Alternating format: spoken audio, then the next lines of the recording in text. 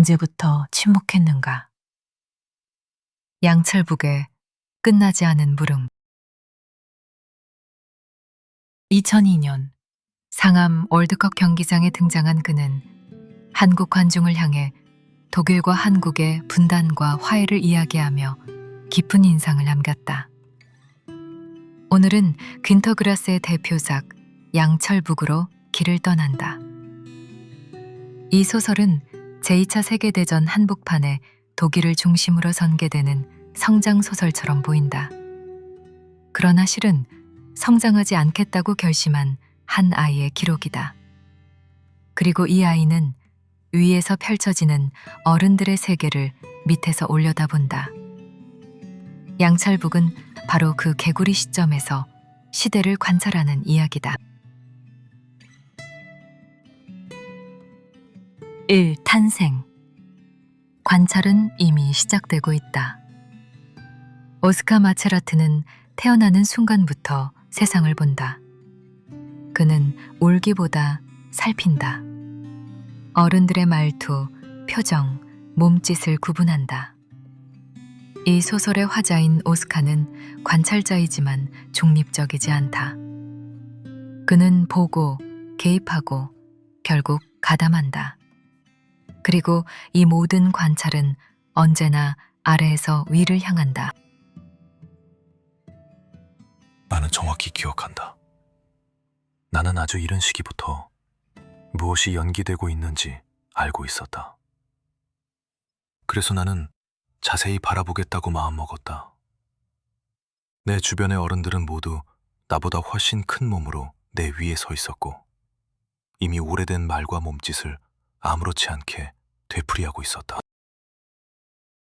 이 말이 중요한 이유는 분명하다. 오스카는 순진한 아이로 등장하지 않는다. 그는 처음부터 어른들을 판단하는 시선을 갖고 태어난다. 작은 아이의 눈으로 높은 곳에 있는 어른의 세계를 바라보는 시점이다. 그 불균형한 높이 차이가 곧 이 소설의 윤리적 출발점이다. 2. 성장 거부, 선택의 선언. 3살이 되던 해 오스카는 성장을 멈추기로 결심한다. 이 결정은 돌발적인 것이 아니다. 어머니의 간통을 포함해 욕망과 책임이 분리된 어른들의 삶을 목격한 뒤 오스카가 내린 하나의 결단에 가깝다. 그는 어른들의 세계에 편입되지 않겠다는 선택을 한 것이다. 나는 더 이상 잘하지 않기로 했다. 잘하는 일은 저들처럼 되는 일이었고 나는 그 높이에 서고 싶지 않았다. 여기서 성장은 생물학적 변화가 아니다. 그것은 성적 욕구와 이중성 같이 환멸감을 주는 어른들의 높이로 올라서는 일. 다시 말해 위선과 폭력의 질서에 참여하는 방식의 변화를 말한다. 오스카는 몸을 멈춰 세움으로써 나는 너희와 같은 높이에 서지 않겠다는 하나의 윤리적 거부를 선언한다. 하지만 이 선언이 끝까지 지켜지지 않는다는 사실이 이 소설을 더 불편하게 만든다. 3. 어른들의 세계, 한멸의 축적. 아이가 아래에서 올려다본 어른들의 세계는 위엄보다 과장된 몸짓, 권위보다 자기 합리화로 가득하다. 장례식에서도 종교 행사에서도 정치의 자리에서도 어른들은 진지한 얼굴로 고개를 숙인다. 그러나 그 진지함은 책임으로 이어지지 않는다. 소설 곳곳에서 반복되는 어른들의 태도는 늘 비슷하다. 고개를 숙이고 책임을 피하고 이유를 묻지 않고 결국 양심을 배제한 채 행동한다. 환멸은 한순간이 아니라 축적된다. 경찰을 피해 할머니의 치마폭에 숨은 일로 임신이 이루어지고 어머니는 두 남자 사이에서 아이를 낳아 누가 자신의 생구인지 끝내 확정하지 못하게 만든다. 오스카 역시 가정부 마리아와 관계를 맺고 그녀의 아이를 이복 동생이 아니라 자신의 아들이라 믿는다. 이 일련의 사건들은 오스카 자신을 포함해 어른들의 세계가 욕망과 책임을 분리한 채 아무 일도 없었다는 듯 굴러가는 곳임을 보여준다. 아이의 눈에 이 세계는 도덕적으로 타락했다기보다 비천하고 비겁하며 끝없이 타협하는 공간이다. 4. 양철북, 소음으로서의 윤리. 오스카의 양철북은 장난감이 아니다. 그것은 침묵을 깨는 소음장치다. 나치 집회에서 그는 북을 친다. 아래에서 올려다본 군중은 얼굴이 아니라 다리와 군화, 박자로 먼저 인식된다. 그리고 그 박자가 흔들리기 시작한다. 양철북은 저항의 구호가 아니라 질서를 우스꽝스럽게 만들어버리는 장치임이 드러난다.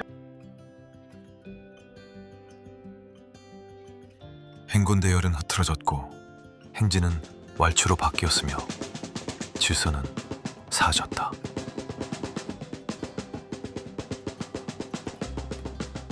이 장면에서 북은 이념을 반박하지 않는다. 대신 리듬을 전복한다. 권위는 말이 아니라 박자로 유지되기 때문이다. 오스카가 깨뜨린 것은 나치의 논리가 아니라 위에서 아래로 내려오는 집단의 리듬이다.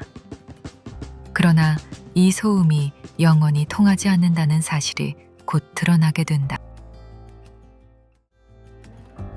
5. 유리 파열, 비명이라는 능력. 오스카는 비명을 통해 유리를 깨뜨린다. 이것은 초능력의 과시가 아니라 말할 수 없었던 감정의 출구다. 어머니가 남편이 아닌 남자와 관계를 맺고 있음을 알아차린 순간 오스카의 비명은 언어를 대신해 세계를 파괴한다. 나는 분노로 비명을 질렀다. 그것은 평범한 비명이 아니었다. 내 비명은 유리를 산산이 부쉈다. 이 비명은 물리적 파괴가 아니라 윤리적 균열이다. 전쟁의 참상과 대량 사륙, 비겁한 집단의 침묵이 이어지는 시대, 말이 통하지 않는 세계에서 오스카에게 남은 유일한 언어가 파괴뿐이라는 사실을 보여준다. 비명은 힘의 증명이 아니라 무력감의 표현이다. 6. 변질, 관찰자에서 공모자로. 시간이 흐르며 오스카는 스스로 어른들의 세계로 들어간다. 선택하지 않음으로써 선택하고 저항하지 않음으로써 결과에 가담한다. 그는 악인이 되지 않는다. 대신 기회주의적 생존자가 된다. 나는 아무것도 결정하지 않기로 결정했다. 나는 그 일이 일어나도록 그대로 있었다. 나는 아무것도 하지 않았다. 그것은 내 일이 아니었다. 이 대목에서 소설의 비판은 가장 날카로워진다. 오스카의 변화는 단순한 성격의 변질이 아니라 1930~40년대 독일 사회에서 반복되었던 태도의 축소판처럼 보이기 때문이다. 이 소설의 배경은 나치가 집권하고 많은 사람들이 저항보다 관망과 침묵을 선택하던 시기다. 오스카는 악을 선택하지 않는다. 대신 판단을 미루고 안전한 자리에 머무는 쪽을 택한다. 거대한 신념이나 위험한 용기를 거부하고 당장의 안일과 작은 이익을 선택하는 태도. 이것은 한 개인의 타락이라기보다 폭력의 시대에 다수가 택했던 가장 평범한 생존 방식에 가깝다. 그래서 오스카는 괴물이 아니라 그 시대를 살아간 보통 사람의 얼굴로 남는다. 7. 성장 결심. 무죄의 종료. 법적인 아버지 알프레트 마체라트의 장례식에서 오스카는 다시 성장하기로 다짐한다. 이 변화는 성숙의 의미가 아니라 무주의 자리에서 떠나는 순간이다. 나는 다시 자라기 시작했다. 그 장례식에서 나는 그것을 결심했다. 나는 더 이상 아래에 머물지 않았다. 왜 하필 장례식인가? 장례식은 하나의 생이 끝나는 자리이자 남은 사람들이 더 이상 미룰 수 없는 책임의 공간이다. 이 장례식은 한 개인의 죽음이면서 동시에 전쟁을 통과해온 한 질서의 퇴장을 의미한다. 그 질서가 사라진 뒤 오스카는 더 이상 아직 자라지 않은 아이의 위치에 머물 수 없게 된다. 그래서 이 성장에는 해방이 없다. 그것은 구원이 아니라 편입에 가깝다. 오스카는 무죄의 자리를 떠나 책임이 요구되는 세계로 들어간다. 8. 양철북의 약화, 저항의 소진. 시간이 흐르면서 양철북의 힘은 눈에 띄게 약해진다. 북은 더 이상 행진을 멈추게 하지 못하고 세계의 리듬을 어긋나게 하지도 못한다. 북은 손에서 멀어졌고 소리는 돌아오지 않았다.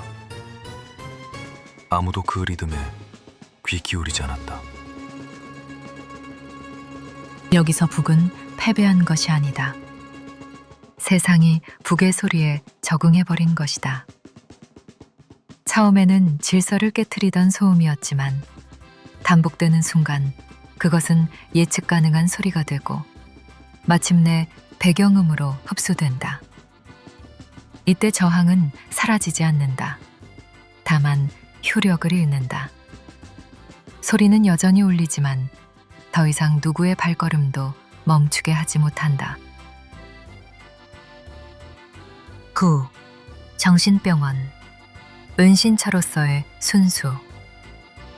오스카는 한 살인사건의 용의자로 지목되고 정신병원에 수용된다. 그는 형사적 처벌 대신 정상이탈이라는 범주 안으로 옮겨진다. 이곳은 처벌의 공간이면서 동시에 책임을 개인의 병리로 봉인하는 장소다. 오스카는 이 안에서 말하고 기록하고 설명한다. 그러나 판단은 언제나 다른 이들의 몫으로 남겨진다. 중요한 것은 이 소설이 정신병원에서 시작해 정신병원으로 끝난다는 사실이다. 이 이야기가 정신병원에서 회상된다는 사실은 독자에게 끝까지 남는 질문 하나를 남긴다. 이 증언은 진실인가? 아니면 살아남기 위해 구성된 이야기인가? 오스카의 이야기는 처음부터 끝까지 격리된 공간에서 이루어지는 회상이다. 그래서 그는 영웅도 단순한 피해자도 아니다. 직접 명령하지도 적극적으로 가담하지도 않는다. 그러나 침묵하고 빠져나오고 살아남음으로써 결과에 연루된 공범적 위치에 머문다. 아이의 모습으로 남아있다고 해서 그가 순수한 것은 아니다. 이 정신병원은 무죄의 증거가 아니라 책임을 다른 이름으로 보관하는 장소에 가깝다. 맺는 말, 웃을 수 없게 되는 순간. 양철북은 곳곳에서 독자를 웃게 만든다.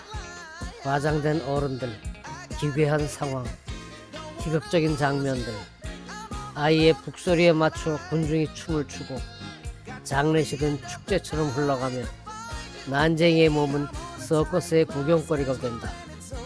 이 기괴한 장면들 속에서 우리는 웃게 된다. 그러나 이 웃음은 오래가지 않는다.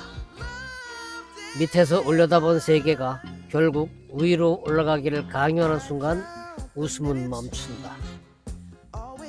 이 소설은 너는 무엇을 했는가 라고 묻지 않는다. 대신 그 끔찍한 시대의 어둠에 대하여 너는 왜 침묵했는가 라고 묻는다. 그 침묵이야말로 이 소설이 끝까지 독자를 향해 제기하는 문제다.